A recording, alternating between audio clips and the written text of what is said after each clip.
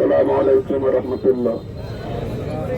আউযু বিল্লাহি মিনাশ শাইতানির রাজীম। ফাসলিহু বাইনা আখাওয়াইকুম। সাদাকাল্লাহুল আযীম। বাংলাদেশ জামাত ইসলামী কুষ্টিয়া পৌরসভার 1 নম্বর ওয়ার্ডের উদ্যোগে আজকের এই নির্বাচনী পথসভা মদনপুর গেটে আমরা অন্য কারো বিরুদ্ধে কোনো কথা আজকে বলবো না। আমি বলতে চাই, বাংলাদেশ জামাত ইসলামী ত্রয়োদশ জাতীয় সংসদ নির্বাচনে অংশ নিয়ে যদি বিজয়ী হতে পারে, বিশেষ করে আমার এই কুষ্টিয়ার সদর আসনের জন্য আমরা কি কি করতে চাই এটা অলরেডি আপনাদেরকে জানিয়েছি। আবার আপনাদের স্মরণ করাচ্ছি, জামাত ইসলামী বাংলাদেশের দাঁড়িপাল্লা পথিকে এবার যদি এখানে আমরা নির্বাচিত হতে পারি, আমি কথা দিয়ে যাচ্ছি 100 দিনের ভেতরে কুষ্টিয়ার যত প্রতিষ্ঠান আছে সরকারি বেসরকারি, আমরা সর্বাত্মক চেষ্টা চালাবো 100 দিনের ভেতরে দুর্নীতি মুক্ত করা ইনশাআল্লাহ। 2 নম্বর, আপনারা জানেন আমাদের কুষ্টিয়াতে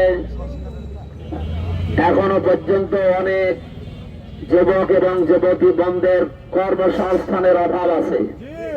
আমরা চেষ্টা চালাবো 100% বাংলাদেশ জামাত ইসলামী যদি ক্ষমতায় আসে, আমাদের এই কুষ্টিয়া জেলায় কোনো মানুষ যেন অন্তত যুবক যুবতী যারা তারা বেকার না থাকে। গতকালকে একজন জানিয়েছে যে বাংলাদেশ জামাত ইসলামী ক্ষমতায় গেলে মেয়েদেরকে বাড়ি থেকে বের হতে দেবে না। এই মিথ্যা প্রপাগান্ডা ছড়িয়ে জামাত ইসলামীর বিরুদ্ধে মানুষকে লাগানো যাবে না। আমরা কথা দিচ্ছি, আমিরে জামাত সেদিন কুষ্টিয়া এসে জানিয়েছে মেয়েরা রান্নাঘর থেকে যুদ্ধের ময়দান পর্যন্ত যেতে পারবে তাদের শালীন পোশাকের মাধ্যমে।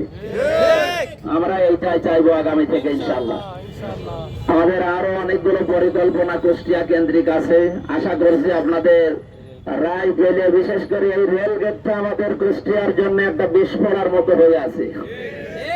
দিনে রাতে কয়েকটা ট্রেন এদিকে যাওয়ার কারণে মাঝে মাঝে আমরা দেখি এখানে জ্যাম বেঁধে থাকে।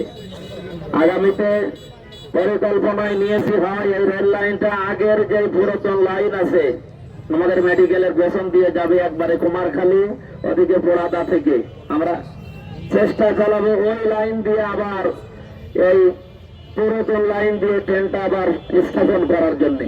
তাহলে আমাদের কুষ্টিয়ার যানজট অন্তত 70% কমে যাবে ইনশাআল্লাহ। এরপরেও যদি না হয় একটা ফ্লাইওভার বানানোর চিন্তা ভাবনা আমাদের আছে, পরিকল্পনায় আছে। 3.5 কিলোমিটার একটা ফ্লাইওভার এখান থেকে মতুমিয়ার রেল গেট থেকে এদিকে লালনের মাজার পর্যন্ত এই জায়গাটা বানাতে পারলে আশা করছি কুষ্টিয়ায় যানজট থাকবে না ইনশাআল্লাহ। আরো বিভিন্ন পরিকল্পনা আমরা নিয়েছি, আশা করছি আগামীতে আপনাদেরকে সব জানাবো এবং আপনাদের সাথে নিয়ে আমরা এগুলো বাস্তবায়ন করবো ইনশাআল্লাহ। আজকে আমাদের চট্টগ্রামের ভিপি, চট্টগ্রাম বিশ্ববিদ্যালয় ভিপি এবং ঢাকসুর একজন নির্বাচিত সদস্য আমাদের কুষ্টিয়ার সন্তান তাজিনুর রহমান, আরো মেহমানরা আছে, ওনাদের কাছে আমরা কিছু গুরুত্বপূর্ণ কথা শুনবো ইনশাআল্লাহ। সবাইকে ধন্যবাদ জানিয়ে সালাম পেশ করে জমার দিন আজকে শেষ করছি। আসসালামু আলাইকুম।